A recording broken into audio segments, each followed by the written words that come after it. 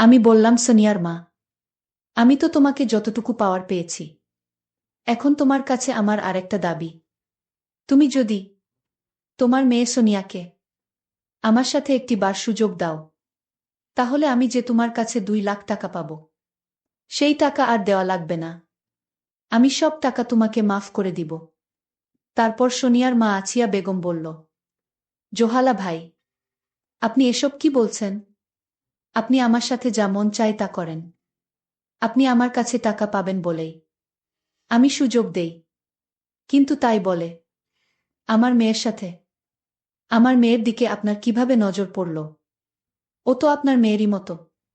তারপরেও জোহালা কিছুতেই মানছিল না। অবশেষে 2 লাখ টাকা শোধ করতে আমি মা হয়ে আমার মেয়ে সোনিয়াকে একবারের জন্য জোহালার কাছে পাঠালাম। তারপর জোহালা আমার মেয়ের সাথে যা করল, তা শুনলে বন্ধুরা তোমাদের মাথা গরম হয়ে যাবে। বন্ধুরা, গল্পটি অনেক অনেক ইন্টারেস্টিং।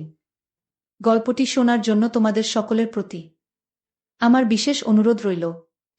বন্ধুরা, তোমাদের নিকট আমার ছোট্ট একটি অনুরোধ, তোমরা দয়া করে আমার চ্যানেলটি সাবস্ক্রাইব করে আমাকে সাপোর্ট করবা।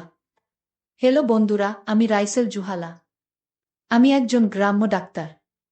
আজকাল যে দিন পড়েছে, জিনিসপত্রের যে দাম, ডাক্তারি করে সংসার চালানো খুব কঠিন হয়ে পড়েছে।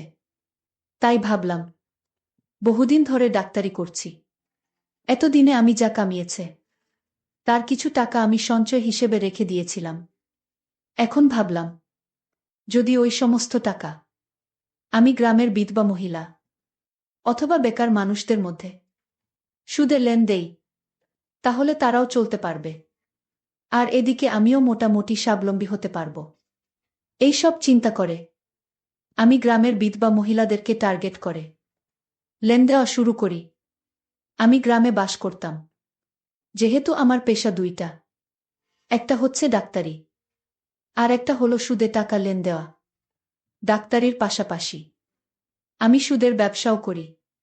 গ্রামে অনেক লোক আর বিধবা মহিলাদের কাছে সুদে টাকা লেন দেই। এভাবে প্রায় 20 লাখ টাকার মতো আমি গ্রামের মানুষের মধ্যে লোন দিলাম। ডাক্তারির পাশাপাশি আমার সুদের ব্যবসাটাও খুব ভালোই চলছিল। কিন্তু বছরখানেক যেতেই আমার কপালে জুটল এক পিছলা মহিলা, মানে পিছলা ক্লায়েন্ট। ঋণ নেওয়ার সময় আমার কাছ থেকে কাকুতি মিনতি করে ঋণ নিয়েছিল। বাদ দেওয়ার সময় কত কাহিনী। মহিলাটির স্বামী মারা গেছে অনেক আগেই। শুনেছি তার মেয়ের যখন বয়স 6 বছর, তখনই ওই মহিলার স্বামী মারা যায়। তারপর ওই সন্তানের কথা চিন্তা করে আর বিয়ে শাদী বসে নাই। এখন তার মেয়ের বয়স 15 থেকে 16। এভাবেই মেয়েকে নিয়ে কষ্ট করে চলছিল তার দিন। বিধবা মহিলাটা দেখতে হেব্বি ছিল, অনেক সুন্দরী এবং লাবণ্যময়ী। তাকে দেখলেই আমার মতো 55 বছরের বয়সের লোকেরও মাথা নষ্ট হয়ে যায়। আর সবচেয়ে বড় কথা হলো, তার মেয়ের চেহারাটাও একেবারে মাশা আল্লাহ। গরিবের ঘরে এত সুন্দর মেয়ে জন্ম নেওয়া, এ যেন ঘুবরে পদ্মফুল। যাই হোক বন্ধুরা, আমি এই মহিলাকে প্রথমে ঋণ দিয়েছিলাম 50,000 টাকা। মহিলাটির নাম ছিল আছিয়া, তার মেয়ের নাম ছিল সোনিয়া। বেচারির স্বামী মারা যাওয়ার পর থেকে খুব কষ্টে দিন কাটতে শুরু করল। মেয়ে বড় হতে শুরু করল। মেয়ের পড়ালেখা আছে, অনেক টাকা পয়সারও প্রয়োজন। মেয়েকে বিয়ে দিতে হবে। তাই সে চিন্তা করল, কিছু হাঁস মুরগি লালন পালন করে সে স্বাবলম্বী হবে, কিছু টাকা আয় করবে। সোনিয়ার মার এইরকম ভালো উদ্যোগ দেখে আমি খুব খুশি হয়ে তাকে 50,000 টাকা প্রথমে লোন দিলাম। লোন পেয়ে সে আমার টাকাগুলো খুব ভালোভাবে কাজে লাগালো এবং সে সময় মতো ফেরত দিয়ে দিল। আর এদিকে সে যে হাঁস মুরগি ছাগল কিনেছিল, তা দিয়ে যে পরিমাণ ইনকাম হলো, তাতে তার একটা মূলধন বেড়ে গিয়েছিল। এভাবে তার সংসার খুব ভালোই চলছিল। সে তার হাঁস মুরগি গরু ছাগলের খামার আরও বড় করার জন্য সে চিন্তা করল, আমার কাছ থেকে সে 2 লক্ষ টাকা নিবে। এই চিন্তা ভাবনা করে সে আমার কাছে আসলো। আমি বললাম, সোনিয়ার মা, তোমাকে টাকা দিতে আমার কোনো আপত্তি নেই, কিন্তু তুমি সময় মতো ফেরত দিতে পারবা তো? সোনিয়ার মা বলল, জুহালা ভাই, আপনি কোনো চিন্তা কইরেন না। আমি আপনার টাকার সময় মতোই পরিশোধ করে দিব। আমি বললাম, আচ্ছা ঠিক আছে সোনিয়ার মা। তাহলে তুমি আগামীকালকে এসো। আগামীকালকে আমি তোমাকে 2 লক্ষ টাকার চেক দিয়ে দিবা। তুমি ব্যাংক থেকে টাকা উঠিয়ে নিতে পারবে না। সোনিয়ার মা আমাকে বলল, ভাইজান, আমি এইসব ব্যাংক ট্যাঙ্ক বুঝি না। আমি ব্যাংকের ঝামেলায় যাইতে চাই না। আপনি আমাকে নগদ টাকা দিয়ে দেন। আমি বললাম, আচ্ছা ঠিক আছে সোনিয়ার মা, তুমি আগামীকাল এসে নগদ টাকায় নিয়ে যেও, ঠিক আছে। তারপর সোনিয়ার মা চলে গেল। পরের দিন সকালে আমার কাছ থেকে 2 লক্ষ টাকা নেওয়ার জন্য সোনিয়ার মা আসলো। আমি বললাম, সোনিয়ার মা, টাকাটা কিন্তু অনেক বেশি। আর আমি 1 লক্ষ টাকার উপরে ঋণ দিলে সাধারণত কাগজপত্র করে দেই। জানোই তো সোনিয়ার মা, মানুষের হায়াত মুতের কথা বলা যায় না, তাই কাগজ করে টাকাটা দেওয়াই উত্তম। তুমি কি আমার সাথে কাগজ করে টাকা নিতে ইচ্ছুক?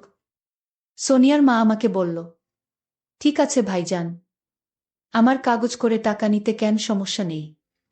সোনিয়ার মা আমাকে বলল, তবে এই কাগজে কি লেখা রয়েছে ভাইজান? আমি বললাম, এই কাগজে অন্য কোনো কিছুই লেখা নেই, শুধু লেন নেওয়ার শর্তগুলি লেখা রয়েছে। সময় মতো পূরণ করতে পারলেই হবে। আমি বললাম, ঠিক আছে জোহালা ভাই, কোথায় সই করতে হবে আমাকে বলুন। তারপর সোনিয়ার মা দলিলে সই করে আমার কাছ থেকে 2 লক্ষ টাকা নিয়ে গেল। আমার কাছ থেকে 2 লক্ষ টাকা নিয়ে সে 2টি গরু কিনল, কিছু ছাগল এবং হাঁস মুরগি কিনে তার খামার শুরু করল। এইভাবে তার খামার ভালোই চলছিল। কিন্তু কিছুদিন যেতে না যেতেই ঘটল এক ভরদানের দুর্ঘটনা। হঠাৎ একদিন সোনিয়ার মার গোয়াল ঘর থেকে 2টি গরু চুরি হয়ে গেল। সোনিয়ার মার মাথায় তো আসমান ভেঙে পড়ল। এখন সে কি করবে? এসব যে তার ঋণের টাকায় কিনা, আমার কাছ থেকে লোন নিয়ে কেনা। সোনিয়ার মা খুব হতাশা হয়ে গেলেন। আর এদিকে আমিও আমার টাকা পাওয়ার জন্য বারবার তাগাদা দিতে শুরু করলাম। সোনিয়ার মা আমাকে বলল, জোহালা ভাই, কয়েকটা দিন অপেক্ষা করেন, আপনার টাকা নিশ্চয়ই দিব। কিন্তু এই জন্য আমাকে কিছু সময় দেন। দেখতেই তো পাচ্ছেন আমার কত বড় ক্ষতি হয়ে গেল। সর্বনাশা চোর আমার সবকিছু নিয়ে গেল। এই ক্ষতি কাটিয়ে উঠতে আমার একটু সময়ের প্রয়োজন। আমি বললাম, ঠিক আছে সোনিয়ার মা, আমি তোমাকে 1 মাস সময় দিলাম।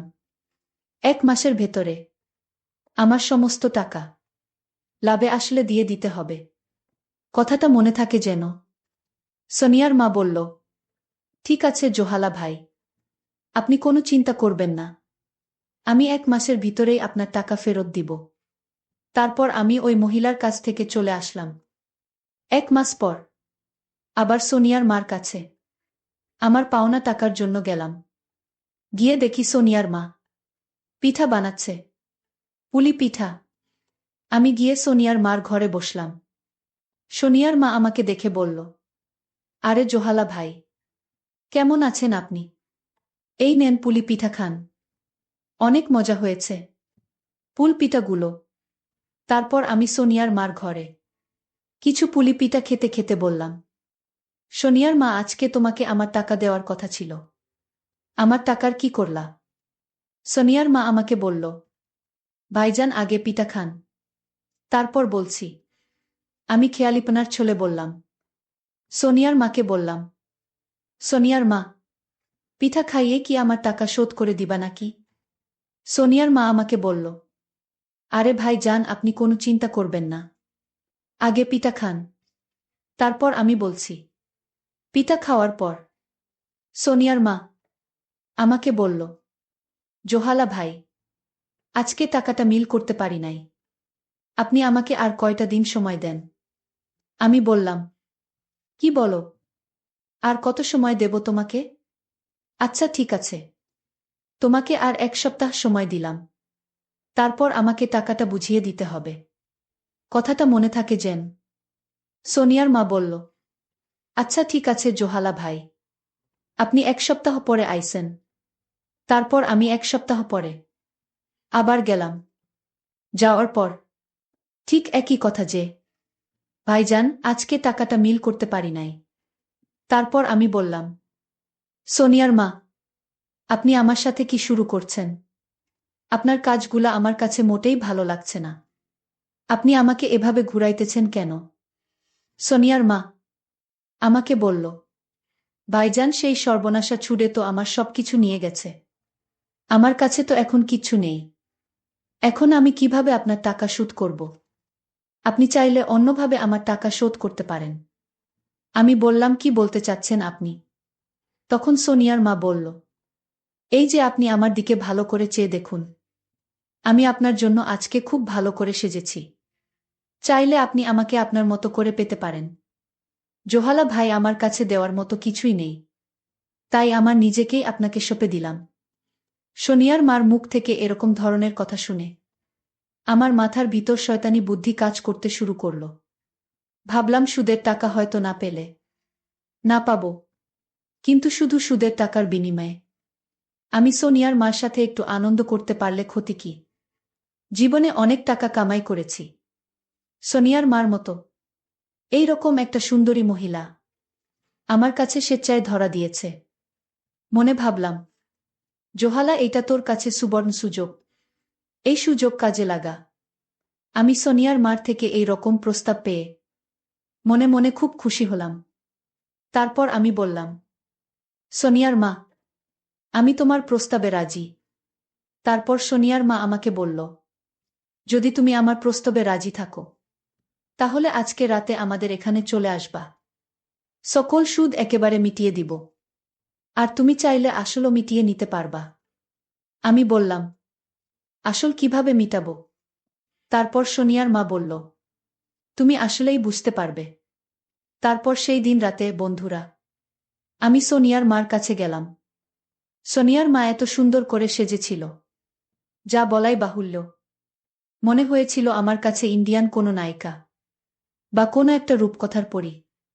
তাকে দেখি আমি তাসটি খেয়ে গেলাম আর বলতে লাগলাম, সোনিয়ার মা, এত রূপ তুমি এতদিন কোথায় রেখেছিলে? কোথায় লুকিয়ে লিখেছিলে? তোমার এত রূপ আগে জানলে আমি আরো আগেই পাগল হয়ে যেতাম। তারপর আমি সোনিয়ার মার সাথে চলে গেলাম অন্য এক দুনিয়ায়, অন্য এক জগতে। হঠাৎ দরজায় নখ বাজতে শুরু করল। আমি ভাবলাম, এখন কে আসলো আবার? মনে মনে খুব ভয় পেয়ে গেলাম।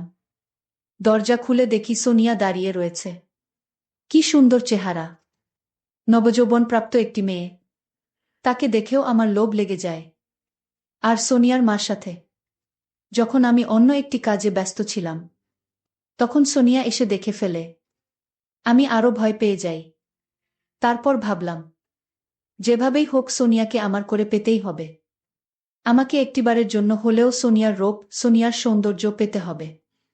তারপর আমি সোনিয়ার মাকে বললাম, সোনিয়ার মা, তুমি যদি একটি কাজ করো, তাহলে আমি 2 লক্ষ টাকা সুদে আসলে তোমাকে ক্ষমা করে দিব। সোনিয়ার মা বল, জোহালা ভাই, কি কাজ? একটু বলেন তো দেখি। তারপর আমি বললাম, সোনিয়ার মা, আমি তো তোমাকে যতটুকু পাওয়ার পেয়েছি। এখন তোমার কাছে আমার আরেকটা দাবি। তুমি যদি তোমার মেয়ে সোনিয়াকে আমার সাথে একটি বার সুযোগ দাও, তাহলে আমি যে তোমার কাছে 2 লাখ টাকা পাব, সেই টাকা আর দেওয়া লাগবে না। আমি সব টাকা তোমাকে মাফ করে দিব। তারপর সোনিয়া মা আছিয়া বেগম বলল, জোহালা ভাই, আপনি এসব কি বলছেন? আপনি আমার সাথে যা মন চায় তা করেন। আপনি আমার কাছে টাকা পাবেন বলেই আমি সুযোগ দেই। কিন্তু তাই বলে আমার মেয়ের সাথে, আমার মেয়ের দিকে আপনার কিভাবে নজর পড়ল? ও তো আপনার মেয়েরই মতো। তারপরেও জোহালা কিছুতেই মানছিল না। অবশেষে 2 লাখ টাকা শোধ করতে আমি মা হয়ে আমার মেয়ে সোনিয়াকে একবারের জন্য জোহালার কাছে পাঠালাম। তারপর জোহালা আমার মেয়েকে তার ইচ্ছামতো যা করার তাই করল। এই 50 বছর বয়সেই পাগলের মতো কতই না ভয়ঙ্কর আচরণ করেছিল আমার মেয়েটার উপর। এই দৃশ্যগুলোর কথা মনে পড়লে, বন্ধুরা, এখনো চোখে জল চলে আসে। পরিশেষে বন্ধুরা, আমি তোমাদেরকে বলবো, বন্ধুরা, এই জগৎ সংসারে টাকাই সব কিছুর মূল। টাকার জন্য মানুষ সম্মানিত হয়। আবার এই টাকার জন্য মানুষ দুনিয়ার নিকৃষ্ট হয়ে যায়। নিজের ইজ্জত সম্মান বিক্রি করতেও দ্বিধাবোধ করে না। তাই আমাদের প্রত্যেকটি মানুষেরই উচিত সময়ের কাজ সময়ে করা, সময় মতো টাকা পয়সা রুজি করে ছেলে মেয়েদের ভবিষ্যৎ নিশ্চিত করে রাখা। বন্ধুরা, গল্পটি তোমাদের কেমন লাগলো অবশ্যই কমেন্ট করে জানাবে। বন্ধুরা, আজকে এই পর্যন্তই। আবারও আসবো তোমাদের মধ্যে নতুন কোনো গল্প নিয়ে। গল্পটি যদি তোমাদের ভালো লাগে তাহলে একটি লাইক দাও। প্রতিদিন আমি তোমাদেরকে এই রকম ইন্টারেস্টিং একটা করে নতুন গল্প উপহার দিব। তাই তোমাদেরকে অনুরোধ করে বলছি, তোমরা যদি এই রকম ধরনের ইন্টারেস্টিং গল্প পেতে চাও তাহলে দয়া করে আমার চ্যানেলটি সাবস্ক্রাইব করো।